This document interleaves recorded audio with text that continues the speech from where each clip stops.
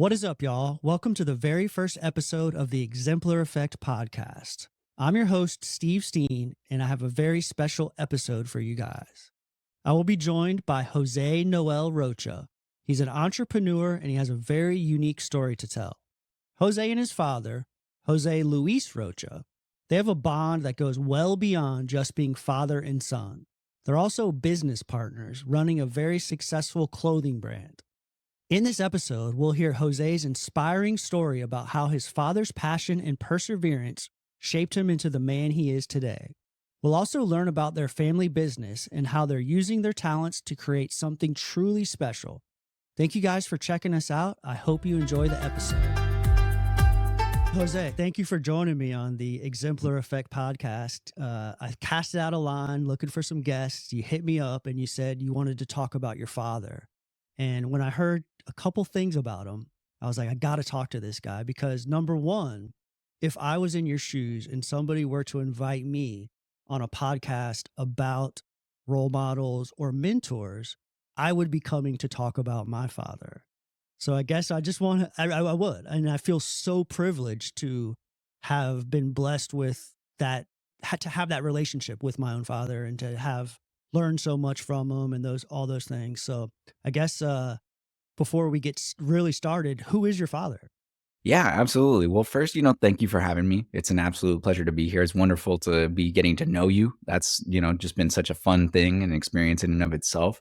And my father, his name is Jose Luis Rocha. He's actually Jose Luis Rocha the third. I am Jose Noel. My mom didn't let him keep that moving, but I have an older brother whose name is Luis. So, you put us together and it does work. He is a very unique man. He's very multifaceted. His primary business is import and export. He actually worked with my grandfather initially to bring machinery parts from the United States to Mexico when he met my mom and went to San Diego and they got married. And then over the years, he's retaken a passion of his, which is design, because he was a designer in Mexico for a short period of time for one of my grandfather's friends. And together, just because of that shared passion that we've had, we started a clothing brand. And so now he's not just my father. He's also obviously a very close friend of mine, but he's also my partner now in business. So we have this unique kind of trifecta of a relationship. You hear so much about like, don't mix business with pleasure and all those things. And then I meet somebody like you who has like such a wonderful relationship with them personally and professionally. Was there ever a time in your life where you had like an aha moment where like, oh shit, my dad isn't like all the other dads. My dad's a badass. What was that moment? I mean, I think I still have a lot of those moments a lot of the time, especially as I'm getting older. I see a lot of my friends' parents like not doing much. My dad's still out there. He's partying. He just celebrated my mom's birthday in a really fun way. He took her on a trip with all their close friends. And every time I see him kind of accomplish these feats of success, that always makes me proud. But I have one specific story that I think like will forever stay in my mind as the alteration of when I was like, wow, like my dad is so cool. And growing up, because he is a man that's very much been fueled by passion. He met my mom in Tijuana, which is on the border of San Diego, and he met her at a dance club. He was going off doing his thing in the world.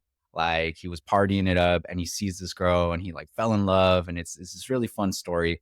But then he didn't know what to do. He was like, you either move to Mexico or I'm moving to San Diego and we have to get married. That's what he told my mom. He's like, because I can't keep doing this back and forth. So she was like, well, come over here.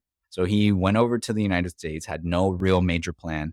He's a funny guy because he talks about how he would apply to jobs that he had no business applying to. He would like go and look at the newspaper and he was like, oh, bank manager? Yeah, I could be a bank manager. Like, what difference does it make? How hard could it be? So he would show up with no experience, no, very limited knowledge of English, and he would try to be this bank manager, but that didn't necessarily work out. And he ended up having to just kind of work with my grandfather for a short period of time, who had gone from being an artisan to being an engineer on some of the more modern machinery that was coming into Mexico at the time. And he needed parts from the United States. So he started shipping some stuff.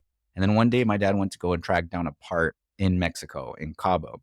And he meets this guy on the airplane and he's like building a hotel. And he's like, so what do you do? And so my dad explains to him the whole thing. And he's like, oh, could you ship me some of my stuff from the United States over to Cabo? And my dad's like, yeah, totally. I can make it happen. My dad's a big say yes and figure it out later kind of guy. And so that's how he got involved in the import export business. And it's done really well for the family, which is wonderful. But when I was a kid, one day, I don't know who he was shipping for. I think it was for like some hotel gift shop or something. But he picks us up from school, and it's me and my brother, and he takes us over to the office. And for me and my brother, it was just another day where we go from school to the office so we could sit there and wait for my parents to finish working because they work together. And he brings us into the office. All the lights are off. He brings us into the warehouse. He closes the door. It's pitch black. And he's like, all right, guys, don't go crazy. And he flips on the light switch, and it's just pallets, these stacks and boxes of candy. And he's like, all right, pick one thing and take one box. And so for me, that moment it's always just this big special memory that I have of my dad where he just kind of like, it was like a Willy Wonka sort of thing where he brought the magic into the world, and he kind of showed me this like capacity that he has that he's always had, which is to make that magic happen. He's always been big on family and creating magical moments for his family, even if that means that he has to work a little bit harder to give us that opportunity. So for me, that was like, as a kid, I was like, man, this, who else is doing this? Who else's dad is letting him ruffle through a warehouse full of candy? You mentioned passion, and he's a very passionate man. Where do you think he got that from? I think it's really ingrained in his spirit. He had a pretty, I wouldn't say difficult childhood necessarily, although I don't know like the personal experience of him, but he's one of six siblings. So his father had to work very hard, my grandfather, and then my grandmother had to raise all of those children and stuff. And he likes to talk about how he's always been self motivated by his dreams. He's always wanted certain things in his life. And if he ever wrote autobiography, he said that he would title it "The Other Half of the Chocolate Milkshake." And he says that it's called that because when he was a kid, his parents would like have to buy milkshakes, like if the kids wanted like a dessert or something, and they would split one milkshake in half for each kid. So they would have to buy three instead of having to buy six. And so he always thought to himself, like, what is it about me? Do I not deserve the other half of the chocolate milkshake? Like, have I not earned it? And for him, that's why that's always been sort of his passion in terms of, I want to provide, I want to work hard, I want to be the person who can have the other half of the chocolate milkshake. He's a bit fearless because like it's like the perfect combination because you got to have the passion and the drive and the ambition to do it. But it's so often that fear stops us from moving forward or stops us from taking that first step. But here he is, like applying to be a bank manager when he's way underqualified. Like he's willing to take the risk. You mentioned he's a yes man, and he'll say yes and figure it out later. Like, you know, working with that combination of like all the ingredients to the recipe. I want to know, Absolutely. like, how do I get there? I'll tell you if I found out, because that is one of the biggest things that I would love to. I'm always, that's one of the things that really with my dad I've always admired. You know, he has always taught me in that way, where just seeing his example that anything is possible. You know, you can do it. You just have to figure it out. It's not only ingrained in the way that he educated me growing up when I was younger. You know, it was always like he would always tell me, even if you don't know how to do something, you know that you can do anything, so don't be afraid to take the risk or like to follow something that you're passionate about. But I think he has this Mm. magical personality trait that is just consistently open to the positive aspects of the world, to the positive results that you can get out of something. I don't think that he likes to stand around and think about what could go wrong. I think his assumption is whatever goes wrong doesn't matter because it's going to go right in the end. He also, we, because of the import export, we go to Cabo a lot. Like I grew up kind of going back and forth to Cabo, watching him work. And that's how I learned how to play golf, because he would take me to meetings on the golf course. And I'm like, I don't want to do anything here. He did pay for lessons now that I'm older. He paid for lessons when I was younger, but I didn't appreciate them enough. And so I had to retake lessons when I was older. And I am getting better. I can say with happiness that I've gotten a par of my own volition at least 3 times in my life. I can do more now. I think I'm much better at golf than I was when I was younger, but I have this little golf log, and right now it is a testament to the difficulties that I have playing golf because I mean, I'm keeping track of these golf courses and they're all like really cool places, but I stink. I am absolutely terrible. I steal a lot of clothing from him, which is good because we share similar style ideas. But I did steal a hat of his that he bought that says "I suck at golf" on the side. And now it's funny because he doesn't mind that I steal the clothing, but now he minds that I wear the hat because he's like, you're gonna have to stop wearing that hat eventually. You're gonna get good at golf, and then you'll see. And he's always encouraging me. The last time we played, he made it a big point actually to tell me like, "Hey man, you're too hard on yourself in this game. Like you're jumping into this shot and you're already angry at your mistakes, and you have to enjoy it, even if you suck at it. I'm not bothering you here. I'm not keeping that close of a score. Like this isn't the PGA. Just have fun." And that's always kind of his mo. He's a very serious man. He's passionate when it comes to the things that he cares about, but when he cares about you having a good time, that also comes through. It's kind of this nice element that he has. I want to be more like him in his positivity, but sometimes you got to temper it also. My mom is a big grounding person. She really likes to keep that element in our family life of being, honest, being straightforward, making sure that you know what you're getting into as far as your responsibility goes. And when we're running this business, me and my dad, I think that I've kind of taken a little bit of that role, especially because I do a lot of our marketing. I look at the budgets, I look at the expenses. For him, this is a great way to be close to his son. And for me, this is a great way to try to do right by my dad. And so I think that that kind of double-edged sword, we try to play that balance in that way, which is difficult because he's always excited. He's always like, "Yeah, let's do this or let's do that." And I'm like, "Oh, dad, I have this jacket design. Yeah, let's make 1,000,000." Like, we can't afford to do that, and it's better if they're limited edition. Like, plus, you want to make them right. If you're asking people in Mexico to do something very quickly, then they're not going to do it as qualitatively. And that's always also been something that and I mean, I think he learned that from my grandfather because my grandfather was like an artisan. He really worked with his hands a lot. Even when he wasn't working as an artisan, he would make these cool, like metal sculptures and stuff that he would gift us when we were his grandkids when he was still alive. And my dad's always had kind of this artistic sense to himself, but he will really like put that onus on doing things well, not doing them quickly. We FaceTime every Sunday, and he recently did this. This is how crazy he is about like being good at all the details. He's like, I jumped into the pool, and it was really fun for a moment, but then I got out of the water and I noticed that the little tiles on the side of the pool are starting to get dirty. So I jumped back in the pool, and this is gonna be day 3 of scrubbing every tile with a Yeah. toothbrush because I just got to get it right. And that's the kind of guy that he is. He'll really like. I'm jealous of his positivity, and he's so clean and organized. Like I'm really trying. My home studio is fairly organized, but he's next level. I also try to call my father every Sunday and just have a chat with him. And we were talking yesterday, and it was about like right before the Super Bowl. We're talking on the phone. Me and my wife went out by the river because it's warmed up a little bit the last couple of weeks, and we kind of hung out. We took the dogs and hung out and got some fresh air and listened to the birds. We brought our coffee. We did it in the morning. We came back. I gave him a call. It was 3, 4 o'clock in the afternoon. Hey, what you up to? Oh, I'm just been doing yard work all day. He's like 70 years old. I'm like, well, what do you mean you've been doing yard? Oh, I just had to like trim these tree branches, and like and you go over there and he's just like meticulously a fine-tuned machine.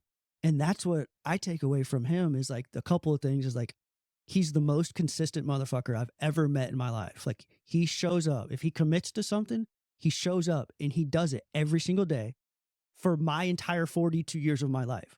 I don't know anybody else that will show up on that consistent of a basis. I don't know anybody else personally that will show up on that consistent of a basis like that. But then he's also so disciplined. He doesn't quite have the positivity and the personality that you're describing, but he's so disciplined in his regiment, and the consistency and the discipline has led to just a wonderful and prosperous life. Did your father have a similar relationship with his father as you do with him? Ooh, I don't think that they were as close, especially in older age. I think that the distance in not only geographically, when my dad was 28 when he moved from Mexico to the United States. And then growing up, my grandfather was much more of a manual labor person than he was an office person. So I think that that relationship sort of made things a little bit more difficult for them because my dad really wanted the freedom of being able to do what he wanted. And my grandfather was so serious about, like, if you don't know what you're doing, then you don't know how you're going to make a living. You don't know how you're going to eat that day, and my dad was like, I'll figure it out. I'll make it happen. But I think that he has it as they got older, things kind of like had this little slope, a little parabolic curve where when I was younger, we did go to visit my grandparents a lot. We still go to Mexico a lot. We'll probably end up going again this year to see my grandma and to, talk to the artisans and get that collection made. But for a brief period of time, I think that they had a hard time in communication, but he grew to appreciate my grandfather a little bit more in the later years again. So there was this small period of time, I would argue, from when I kind of became a teenager to when I hit around my early 20s, that relationship wasn't as prominent with his father, but it kind of grew back. And it's interesting because, you mentioned about showing up.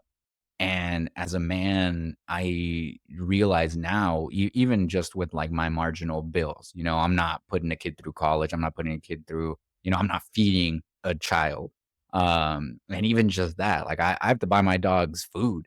And when I go to PetSmart, I'm struggling. I'm like, man, like this is a lot of work. You got to be on top of it. And, we're going to file taxes and everything. And my dad, he keeps everything organized. He stays on top of these things. He's never like, that's another thing that I really appreciate about him. He's never owed somebody anything. He's always been like very serious about like if I have a debt, I'm gonna pay that off first thing. I'm gonna make sure that that happens. And he has employees now, so his primary concern is I want these employees to be taken care of. I want them to have a good life. I want them to feel like I support them. So that way one day they want to be me. And then when they're me, maybe they'll, take over the business. Cause I don't want to take over the import export, which I think is hard for him. But it's just a different kind of beast, which is another thing where I'm like, how do you learn all this stuff? Like how do you get so good at doing something when like it just seems so random? It's kind of crazy in that way. I never expected to be good at marketing. And I don't know if I really am per se. I've made a career and a living out of it, but he took something that he had no background in and he became very successful in it. I'd love to know like what led up to you guys launching the business together. Like what were the conversations like? How did the idea kind of come to life? Yeah, that's a fun story. So it actually between me and him, like me joining up with him, there wasn't too much of a conversation. It was just kind of like this is what we always do. I've always been kind of his helper per se. But my brother, who was 2 years older than I am, he was leaving for college. So my brother got into college. He was going to San Francisco, and my parents had like helped him move, and they took him out there, and they were really sad about it because they really love both me and my brother. And having that empty nest was of deep concern for them. And they were like, what am I going to do now? My other son, I'm only 2 years younger than my brother. So it's like my other son, he's going to leave me and he's not going to want to spend any time with me anymore. And they're all going to be away and we're going to be alone. And my mom had told my dad, he's like, well, why don't you start a new project? Why don't you do something new that maybe you hadn't thought about doing before? You used to be a designer in Mexico. Like, why don't you take that back up? Why don't you do that sort of thing? See what happens. Because at the time, he was in a pretty good spot business wise. He had been recognized as like a Mexican businessman who had success in the United States, like in some like San Diego award thing. And people were kind of coming up to him, like asking him, like, hey, how do I take my business from Mexico to the US? Like, how do I get this done? And the way that he's like, yeah, like I can teach you how to do that. Like he didn't know all of the different things. And so when he said that, he kind of signed me up to help him in this marketing firm, is what he called it. I was like 15 going on 16. And so he starts this little thing and he's helping these people and he's asking me to help him with research, a lot of like there was this one company that they sell bench enclosures, like those benches that have like a bus stop and then there's like a plexiglass thing. Like there was a guy who wanted to take that to San Diego. And so my dad was like, well, I need you to look up the codes for the city and see who I need to talk to so I can see if I can get this guy's benches over here. There was one of his friends who was like, I want to make jackets for women. And he was like, well, I have these connections in Mexico. Maybe I can help with the jackets for women. And so that's how he started to like get all of his old contacts back. He called his old boss and all those different things. And then as my brother was leaving to college, some of these people, like the bus bench guy, he couldn't end up making that investment level that he needed to make. And so my dad was like, well, maybe I don't want to work with clients a lot. Maybe I want to do my own thing. And my mom suggested do the fashion thing. You've always liked to make clothing. You like shoes. You like, making cool stuff. You're artistic. And you always hated that your old boss never let you do that. Well, now you can be your own boss. And so since I was already helping with the other thing, he was like, hey, you want to jump on board with this? And for me, it was funny because it was almost so natural to me. We've always talked business in my family. I don't think there's ever been like a meal where we don't talk about some form of business or another. And he ended up like taking me to the office one day and I see one of his samples, one of the first ever samples. And he had like this really big like zoot suit collar on the jacket. And I was like, that's ugly, man. Like you gotta take that collar off. Like the jacket's cool. I really like the jacket, but the collar, just change that. Make it like a motorcycle jacket collar. And then maybe see if you could add like the same like texture onto the collar that you do have on the sleeves and stuff. And he took the device, he liked it, and he was like, "All right, well, you're in it now. Like you already spoke up, so now you're in it." And so we started doing that. And I remember we did San Diego Fashion Week. It was like our first year, our first full year in business. And I hadn't gone to college yet. I was about to graduate high school, so it was about a year after we kind of kicked everything off. And he was like, "Hey, our model dropped out for San Diego Fashion Week. I need you to jump on the runway." And I'm like, "What are you talking about? I'm 5'7". So I didn't even meet their criteria for like selection to be a model, but they let me do it anyway because they didn't have anybody for our brand. It was like, I know you fit this jacket, so we'll put you in this jacket and just go on there and do your thing. So like we've always had that sort of relationship where he can count on me to say yes, and usually I will. I think there's one time in my life where I said no to him, and it was just because I was in college and I came back and he's like, I already know what you're gonna do this summer. You're gonna go to Mexico and you're gonna live with your grandma and your grandpa and you're gonna go work in the factory. And I was like, whoa, whoa, whoa. I just got back from college. I'm gonna go back to campus in like a couple of weeks because all my friends are coming back to campus and I'm gonna do my thing out there. And you just told me what I'm gonna do. And if you want me to not want to do something, tell me that I have to do it. Otherwise, like, you want to suggest something, I'll take your suggestion. And that was like that. We've always been friends, but there's always been kind of this like aspect of me growing and learning to appreciate him as a person. He gave me that would have been a really cool opportunity. I would take that opportunity today. But now I have, work and I have other obligations and stuff. I can't just kick off for a month or two and live in Mexico. Um, but he's always kind of presented those opportunities to us. But I've always been open for the most part. Nowadays, I'm getting a little bit more open again. I think I was closed off a bit because I think I felt this obligation to be better than him independently. Like if I was going to live up to the person that he had inspired me to become, I'd do it all on my own. And now that I'm getting a little bit older, I think I'm realizing that that's not necessarily the case. That if he has the means and the desire to help, it's not really about mooching per se. It's about appreciating and making the effort in what I can do. Even to this day, I mean, yesterday, the Super Bowl. He's like, "Are you gonna watch the Super Bowl?" I'm like, "Nah, I think you have to pay for it." And he's like, "I'll pay for it. Just watch the Super Bowl. Like, don't worry about it." And it's those little things where he wants to share, and I want to be able to, pay for my own Super Bowl, or like he'll buy me like a plane ticket to go and see him. He's like, "Hey, I want you to go on this vacation with us," and I'm like, "Okay." And he's like, "Buy yourself first class," and I'm like, there's no way. And so I'll buy coach and then I'll pay for my own upgrade, kind of starting to like learn to balance that out in that way. Because the relationship, I think it's better when both of us are as equally um, understanding of each other. It sounds like you were always kind of there for him when he had his ideas, as you as a young man, like you, because you probably looked up to him so much that you were willing to go along with him, and then with probably less resistance as far as like the modeling and getting the business off the ground. Yeah, I would say so. And my brother's always been more resistant to that stuff. Like he doesn't like golf. He doesn't play sports. My dad, he taught me how to play soccer. My dad taught me how to use tools. He taught me how to ride a motorcycle. He generally taught me how to play golf, although I don't listen to him as much on the course anymore. He's like, calm down. And I'm like, when you tell me to calm down, like you're stressing me out more, man. How can I stress out about being calm on the golf course?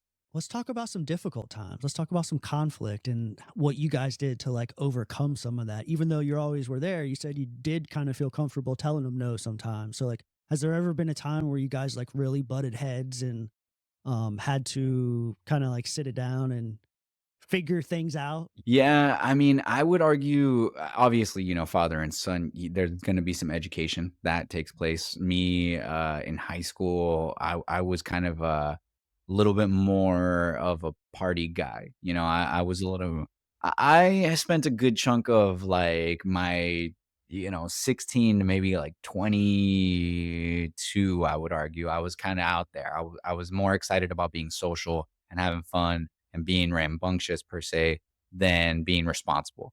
And he kind of grew up in a similar way, but I think that he wanted me to be safe. He wanted me to be safe. He wanted me to be diligent. And we've had times where it's been not so easy, but I think that he's also had his moments, in terms of just like having to be the provider for the family. It's also been difficult for him. And I've been there and I've listened to him, and he's been there and he's listened to me. And I think that talking, sometimes even though it can get intense, like sometimes we'll get mad, and we can like speak a little bit strongly to each other. The key for us is to not leave. We're not going to get so mad at each other that we never talk again. We're going to get so mad at each other that we're going to be able to buckle back down and say, the real thing that we're talking about here is this. Like, let's talk about the real problems, or let's talk about the real issues, or let's back away from the issues that are maybe not actually here. Sometimes with the brand, for me, having that pressure of wanting to make it successful, I think we had this one argument that I still remember, where I was really serious about, like, dad, you're doing too much. Like you're repeating outfits because you think that people are going to buy the same thing over and over again. And to a certain degree, some of our customers have repurchased items, especially because they're limited edition. So like if you really like this thing and maybe you gained some weight or maybe you lost some weight, people will like rebuy things. But I've always been more of the mindset that like we are a small company and the whole goal is to express our passions and our beliefs through what we create. And his belief is that, I'm here to make something that everybody wants to buy. And that's not necessarily always the case. So we had this one argument where, I was really serious about all the stuff that I wanted to design. I felt like I was really cool because I was in college and I was like finally embracing the artistic side of myself. And I had a bunch of different designs, and there was a lot that he shot down. So I remember getting mad at him, and he's like, look, like, I hear what you're trying to do, but you're not taking a huge risk here. You're asking me to help continue to grow the brand and to make the investments for you. So you have to listen to what I'm saying, because I'm the one I'm Jose Luis, first of all. Like, my name is on the company. And second of all, like, I'm also making the stuff for you. So you got to give me some slack. And I remember that that was difficult for me because I had to tone it down, and I think that now that we're getting older, also, he's learning some things from me, where he recently just opened up a 401k. Never been on his mind for him. Yeah. He's like turning 60. We're going to celebrate his 60th birthday this year. And when I moved out to Indiana, that was one of the first things that I did, was started looking at the different assets and investments that I could make to secure my future. And I kept telling him like, "Man, like, I know your lifestyle. You gotta take care of yourself because I don't know if I'm gonna be able to take care of you the way that you take care of yourself. And you gotta be more responsible in that way." And I kept hammering it in, like, not angry or anything, but like he eventually started kinda listening to me, and I think that seeing my personal progress has also been good for him, where I used to get on him about his weight a lot also because I want him to live a long time. I want him to be healthy. If I do have a grandchild for him, I want him to be around for the grandchild. And so when I got married, I was like, I wanna say I was like 160, and I was really not happy with the wedding photos that I had. So I started running. And so now I run a 5K every like 2 days. I tried to do it. I tried to do one day on, one day off. It's not a lot of distance, but it really helped me lose weight. I went down from 160 to like 135. Really good for me personally, better than I had been in years. And then I think with my dad seeing that happen in my life, he finally kind of started taking better care of himself. He started realizing, like, maybe he does have some stuff that he's not wrong about. Maybe I'm done teaching him everything, but I can still teach him a couple things here and there. He still takes me to school on a lot. You were telling me a story before we got started about some books that you had been reading and things like that. And one of the practices that I've done quite often is in my journal, I write about what I would say at my father's funeral. So I guess I wanted to know, like, what are you most proud of him? What about him makes you the proudest? Yeah, I mean,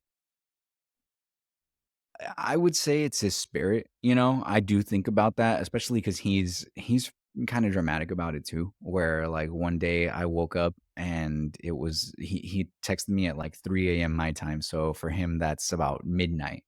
And he sent me this song about like a son like singing to his dad, and his dad's on the deathbed, and like he texted me the link to the song, and he's like, "You're gonna sing this at my funeral." And I'm like, I wake up, I'm like, okay, that's what I needed on a Wednesday. But he talks about it a lot more, and it does come into my mind, like, what am I gonna say, especially because he has so many friends, he has so many people who he's impacted in his life. And it's hard because, like, what there's one thing that comes to mind for me the most, which is like, that the world lost one of its brightest stars. And to me, that's something that I've always been proud of my dad, is that he has this kind of like reverberating spirit that I think anybody who's met him, anybody who's spent time with him, cannot deny that he is just a bright person, that he's bursting at the seams with just this kind of special spark that is very hard to recreate. I mean, even for me, I venture to say that I'm not as like, I don't know, I don't have the same energy, and that's something that I'll definitely miss. And it's also something that I'm really proud of because he's been able to keep it up. I've seen the chinks in the armor, we all have our days and stuff, but he's never stopped being that way. How do you plan to continue the legacy then? So I plan to hopefully continue to make this brand successful. We're coming up on this will be year 12. I'll be 28, I'll be 29 in May, which is exciting. And then I'll be 30, which is not as exciting. Uh but yeah, I mean, I've been doing this for a while now, and things have been, up and down. Depends on the market, depends on the year, depends on how much me and my dad get along. But we've been doing well, and things are starting to pick up again, which is nice. We've kind of like reached a good plateau in our thing. But even if the brand, doesn't live on forever, to me, the best way to keep my dad's legacy alive, at least on a personal basis, not just externally, because I think the brand is a big like social thing for us, where that to me would be a way to keep his legacy alive for the world, something that like the values that he's given me can kind of continue on and hopefully inspire others. But on a personal basis, I just think that if I try a little bit more every day to be that positive guy, if I try to keep that same energy, that he will be honored. I know for him, he's going to say that, if you take care of your family, if I continue to get along with my brother, if I call my mom, this year for him is big. 60 for him, he's like getting to live his dream. We're all going on vacation, and it's me, my wife, my brother, his wife, and my brother's baby, my nephew. and then my mom and my dad. So this is the first time that he gets to take a vacation with like his whole family as like now they're matured. So if I can kind of keep that vibe, if I can keep the get-togethers going and I can maintain that essence of family love, I think he'll also be very proud. I think for him that's bigger than the spirit. But for me, the spirit's just impacted me so much. I'm this interesting blend of my mom and my dad, where my mom's a little bit more cautious. So this year for me, it's been a big sort of shift in my focus from like, okay, my life is put together. I can pay my taxes, I can pay my bills. So now how do I pay my soul back? How do I have that energy? How do I become that guy who can provide for his family, but not just financially, happiness wise, spiritually, psychologically, joy. I think it starts with like that intentional intention, looking in the mirror and saying, how can I improve myself? How can I continue to move this legacy forward? So many people get lost in the busyness of life, and they don't that stuff's not even on their radar. They're just trying to pay their bills. They're just trying to pay the mortgage, they're just trying to afford groceries. And it's easy to get distracted by those things. Yeah, I infected my family with this thing because we don't do New Year's resolutions anymore. When I was in college, I like decided no more resolutions. I'm not going to change, but I do want to be better. And so instead of doing a resolution, we pick one word, and like that's going to be your word of the year, and that's the one thing that you want to focus on. So 2024 is appreciation. This is the first year that I've ever picked a word that is positive in nature. Like last year was callous. And it was callous because I felt like there were a lot of things that were happening in my work life and my personal life that were bothering me, but that they shouldn't bother me. So my thought process was like, okay, I'm going to spend the year trying to be more uncomfortable so I can get used to the things that make me uncomfortable and grow that callous in a positive way. Not necessarily being a more callous person, although that's also kind of come into the fold as I've seen some of my high school friends not develop in the same way, but still expect more from me. Um, and then the year before that, I want to say it was like ruthless was like 2 years ago, which was tough because the pandemic really was ruthless. I mean, that flipped it on myself. So appreciation for me this year is pretty big. And what steps are you taking to show that appreciation, to show yourself that you're grateful for these things? I know I'm a sober person. I've been doing like AA, Narcotics Anonymous kind of things for almost like 10 years. And one of the biggest, most valuable aspects of that, there's two things, but one of the most biggest valuable aspects of that is I write a gratitude list quite often. Typically every day, there's like a group of guys, we text it out to each other. I wake up every morning, I receive a gratitude list, and I send mine out to some guys. And it's monumental what it does for my perspective every single day. What are you doing? What steps do you take? Absolutely. Yeah, so I think I might steal that and start doing a gratitude list for sure. For me personally, I think how I'm trying to show appreciation is to not necessarily. So, step number one for me Yeah. is to say yes more often. I think, I spent a lot of time previously saying no to things because I felt like I had to be responsible for, other things like, oh, I can't take that trip, or oh, I can't go to lunch there because I'm saving money or I'm taking care of my family or what have you. um, but the other half of that is practicing mindfulness.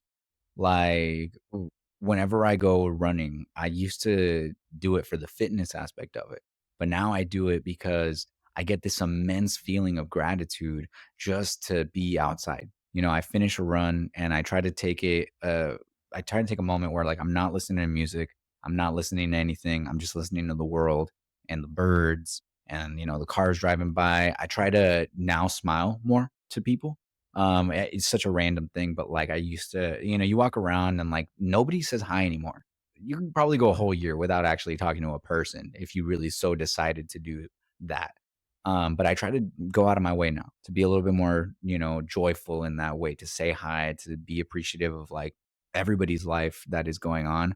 But then also I try to take what I'm given from other people and really boil it down to the efforts of like what it is for any individual person to do one particular thing.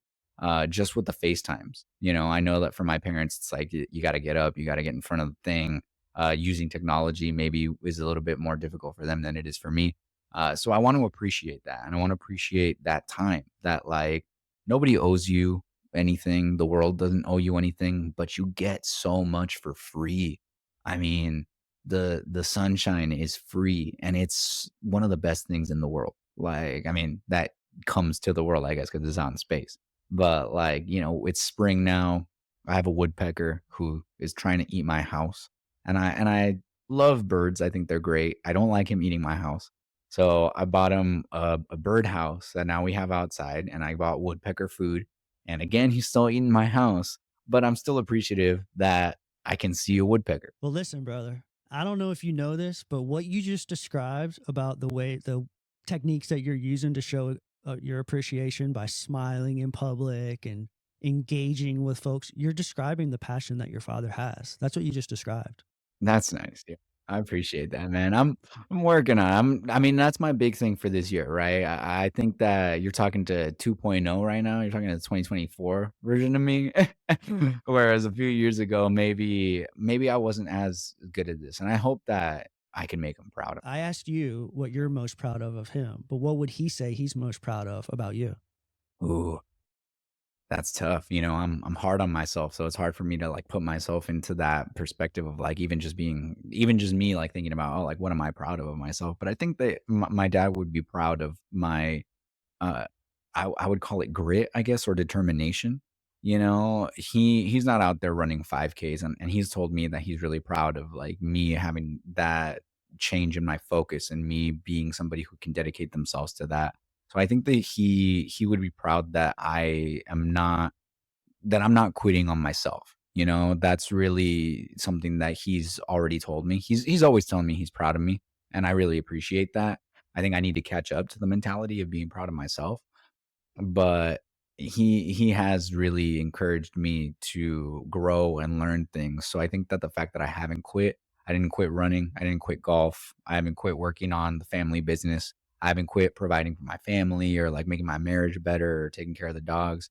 As a matter of fact, I'm always trying to stack it up to see what else I can put on top of this. My wife and I, we just watched there's a new movie. It's called Society of the Snow. I guess it's not new, but it's on Netflix now, and it's about this rugby team that crashed in the Andes Mountains and stuff, and then they had to survive. It's a really intense movie. So, if you're squeamish, if you don't like graphic stuff, I would not recommend watching it. It's very intense. It's very heavy. But that movie is also about the sort of not quitting aspect of life. And watching that movie, it did kind of make me think of my dad. It's like, what are those things that make make life worth fighting for?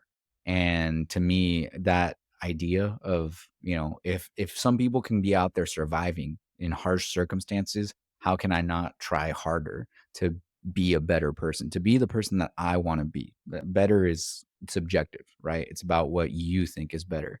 I hate like, saying like, oh, people should be better. I'm like, well, no, like people should be as good as they want to be. And hopefully everybody wants to be really good. They want to be the best version of themselves. Some days it's not that easy, but I think my dad has encouraged me and he's really reinforced his pride in me for making that effort. And hopefully that is the case. He's going to call me after this and say, actually, No, he's going to call you after this and he's going to give you a list of things that he's proud of you for. That's what he's going to do. That's what he's going to oh, fingers crossed. Yeah. Well, he'll deliver it on his birthday. He'll say, "Hey, here you go. You got it wrong." I'm flying down to San Diego next week, so I'm excited to see him, spend some time with him. My mom's actually flying out to Washington where my brother lives so she can take care of the baby because they're going to go and do some things. So me and my dad get to spend some good quality do. time together. We already have a tea time booked, so You got me so hyped. I got to go meet this man. I really do. You got me so hyped. What is next for like the business? What are you like? What are like some of the goals that you guys are looking for down the road in the near future? So for the business, what's coming next is, we're gonna spend this year really working on reconnecting with our existing community. We have a lot of people who have supported us over the years that I think we would love to meet. We'd love to get together with again. I fly a lot, and I never see people at the airport with our stuff. Yeah. So I would love to maybe see somebody at the airport with our stuff, or even just meet other people who have our product. We sell very few items to like very distinct people around the world that I would love to meet some of those people because they're different. I mean, anybody can have like a graphic tee that comes from like Target or something. And I'm not hating on those people. I have a lot of those t-shirts that I love that I wear to sleep. But like when you have something that's so unique that it comes from like our family and stuff, that's always been something for me that has been a privilege that I've yet to experience. So that's something that we'd like to do, maybe a little bit more of in-person events. We're going to go to Mexico to see what we can make next, how we can encourage people, and how we can encourage a lot of the business and industry to focus and double down on quality as opposed to quantity. There's a lot of nearshoring that's going to be happening in Mexico. So we really want to get in there and talk to the people who can make these paradigm shifts in the social aspects of Mexico, because you don't want to be known for making a bunch of cheap stuff. You want to be known for making a lot of things for being prominent in that field, but doing it really well. I'm sure that the region of France that makes champagne makes a lot of champagne, but you don't think about it in a cheap sense. You think about it with like, oh wow, that must be a really cool and like industrious place. That's the kind of idea that we're going for. But other than that, we're going to spend a lot of time we're going to spend a lot of time making stuff together, whether it's like the new products, whether it's videos and stuff. That's going to be a lot of my MO, where I film a lot of our content of like explaining about the products and stuff like that. One big idea for me is I'd love to spend some time getting my dad's opinions on things. So like he just went to Mexico City Art Week, and I'd love to kind of make a video where I'm maybe interviewing him, or just like make a little blog post where he gives me a blurb on his opinion on Mexico City Art Week. And then that gives me a closer relationship with my dad as well, because now I know what he's thinking about things that aren't even related to me and him. Before we wrap up, where can people buy your stuff? Absolutely. So you can find us online. Our website is jlrocha.com, and you can find us there. You can find us also on any social media. A lot of our social media is JL Rocha Shoes, but we're actually going to change that. That's a big thing for this year. We're going to do a big thing during the summer where we're going to go from JL Rocha Shoes to JL Rocha Collections, which is the actual name of the business. And we're doing that because we want to go for this more holistic approach. We've met so many amazing people, and we've been able to foster some really good quality in both jackets and travel bags, that even though my grandfather was the artisan and our family started off in shoemaking, we're kind of growing, and we're making that happen. So that's exciting. You can find us online in those ways. Thank you, brother. Hey, stand up and show that jacket off, man. That thing is sick, dude. That is so beautiful. Absolutely. Yeah, this is the Rivera flight jacket, and this is an Oh, exciting man. piece. I really love this jacket. This is actually one of the first jackets, speaking of my dad, that he let me design. I was in college. I was 2 years away from graduating, and one of my friends was going to Italy for study abroad. And my dad was like, "Well, why don't you go and I can pay for your trip or whatever." And I was like, "You know what? I'm gonna go, but you're not gonna pay for the trip. I'm gonna buy my ticket there, and I'm gonna buy my ticket back." And I did. But then him and my mom actually flew to Italy to meet me out there, and yeah, we had just made these jackets and this samples. So he brings it over to me on the plane, and he shows me the jacket. And I was super stoked because this is one of the first pieces that I ever designed like 100%.